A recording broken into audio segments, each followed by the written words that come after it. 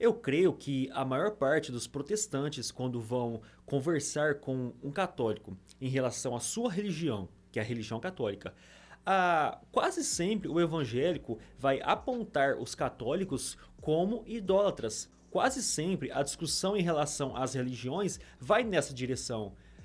Os protestantes em geral vão acusar os católicos de idolatria. E eu lembro muito bem dessas conversas na época que eu mesmo era um católico. Eu fui um católico praticante, eu batizei, fiz primeira comunhão, eu fiz a crisma.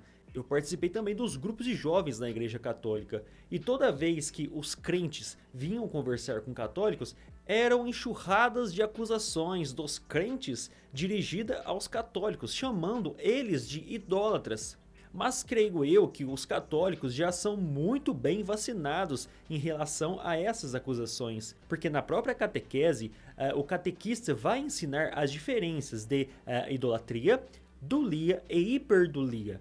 E esses três termos, é muito importante que você conheça o significado para que você, quando for conversar com um católico, mostrar que você tem uma noção do que você está falando para ele. E a partir daí, você pode estar mais preparado para conversar com um católico em relação à idolatria. Então, latria é uma adoração direcionada a Deus.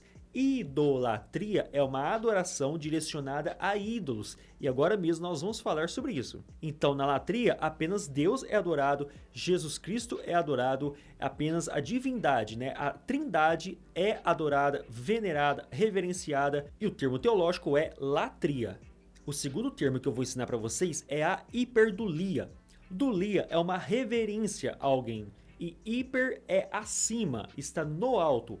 A hiperdulia é praticada na Igreja Católica apenas para Maria. Maria, eles têm ela como mãe de Deus. Se Maria é mãe de Jesus Cristo, logo ela é mãe de Deus, porque Cristo é Deus. Através dessa linha lógica, eles adoram Maria acima do que os próprios santos apostólicos. Então, o culto de hiperdulia é direcionada apenas para Maria. Lembrando que os católicos ensinam que a Maria não pode ser adorada como Deus. Maria, ela é uma hiperdulia, ou seja, ela está acima de toda a reverência, mas ela não é como Deus.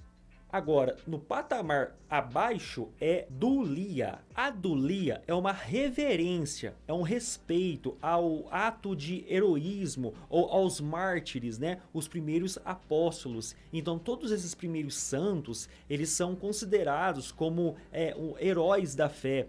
Então, há uma dulia, ou seja, há uma reverência, uma adoração, não no sentido de Deus, como se eles fossem o próprio Deus, mas há uma reverência à santidade deles, há um respeito. Então a dulia é ligada aos apóstolos, aos santos, né, considerados santos, como uma reverência, não com o próprio Deus. Então dulia é uma veneração a essas pessoas, né, que foram santos, e depois, do decorrer dos séculos, foram sendo acrescentados mais e mais santos, e esses santos então são venerados, e não pode ser venerado com Maria, porque Maria está no alto, ela é uma hiperdulia, a adoração a ela é uma hiperdulia, uma alta veneração, uma alta reverência, porque Maria é mãe de Cristo. Se Cristo é Deus, logo Maria é mãe de Deus. Mas eis a questão: se realmente os católicos levassem ao pé da letra esse ensino que eu acabei de dar para vocês, que é aprendido isso lá na catequese, se os católicos pegassem isso, levassem isso realmente à risca, não tinha problema algum, porque não há idolatria nesse sentido. Deus é o único adorado, Maria é somente reverenciada, e os santos também são reverenciados, são lembrados, né, como mártires, como pessoas aí que fizeram diferença na história da igreja. Tudo bem, mas eu mesmo, como um católico que eu fui, né, como um católico romano, eu vi e vivenciei que não é bem assim a coisa. Maria não é apenas venerada, reverenciada, mas Maria muitas vezes ela é adorada sim. Orações direcionadas a ela, velas pedindo intercessão a ela, vigílias onde passam ali a madrugada inteira orando para ela, imagem dela sendo carregadas ali por várias pessoas, elas beijando seus pés, beijando aquela imagem de gesso, né, de escultura. e muitas imagens são centenárias, ela não pode acontecer nada com ela. Eles têm, além de um carinho, acreditam que aquela imagem pode fazer milagres. Pessoas que levam receitas até de médico lá naquele gesso, esfrega no gesso, acreditando que quando tomar daquele remédio que está receitada ali na receita do médico, a pessoa vai ser curada. E lembrando que latria é uma adoração direcionada a Deus.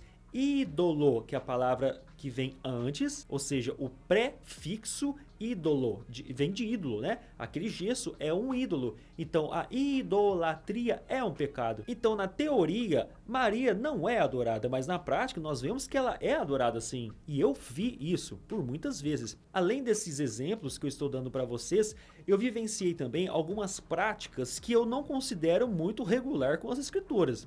Por exemplo, no domingo de Ramos, eu lembro muito bem que as pessoas levavam ali os seus ramos, né? Pedaços de mato, galhos, plantas. E elas levavam, faziam uma caminhada na igreja aqui de São Mateus, se eu não me engano, que fica ali no Parque do Horto, na minha cidade, e ia até o sítio Petrópolis, que hoje eu moro nesse bairro. Iam andando, né?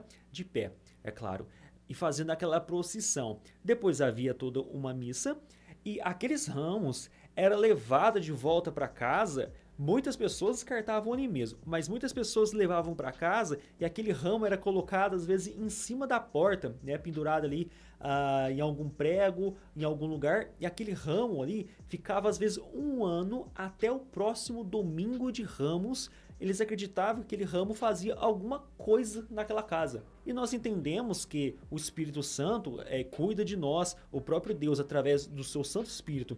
O Espírito Santo cuida de nosso lar, de nossa família, mas aquele ramo lá não vai mudar em nada. É como uma Bíblia aberta. A Bíblia aberta não vai mudar em nada se você não ler ela. Eu também vi muito aquele pãozinho de ló sendo benzido. Se eu não me engano, ele é chamado de pão de Santo Antônio. Ele era colocado dentro do arroz, e a pessoa que colocasse aquele pedacinho de pão benzido dentro do arroz, aquele arroz nunca iria faltar na casa da pessoa, ou seja, a fartura seria abundante na casa da pessoa. E nós vemos que isso são superstições, coisas e objetos não vão mudar na sua vida. Agora o Espírito Santo sim, você em oração, leitura da Bíblia, prática cristã, e essa vida em santidade, sem coisas, sem objetos, sem imagens, tudo isso vai fazer um sentido em sua vida, se você realmente praticar aquilo tudo que você tem lido, com bastante oração, é claro, e uma vida espiritual. Coisas não mudam nada a sua situação. Então, de forma assim, bem resumida, para que você possa entender por que eu mesmo larguei a Igreja Católica. Eu não via sentido nessas questões, nessas coisas, nesses ídolos, né, nessas imagens, nessas orações. Quantas vezes eu fui confessar para um padre, né, um homem como eu totalmente constrangido, eu tendo que ali confessar com aquele homem que eu nem sabia quem que era.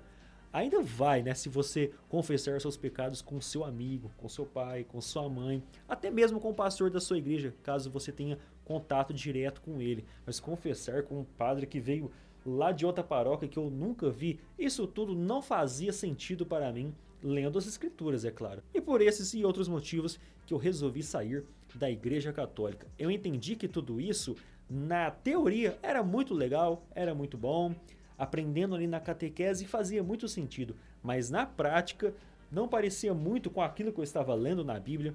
Essas são apenas algumas questões que eu gostaria de pontuar aqui nesse vídeo, e logo nós falaremos mais sobre o catolicismo. Até mais!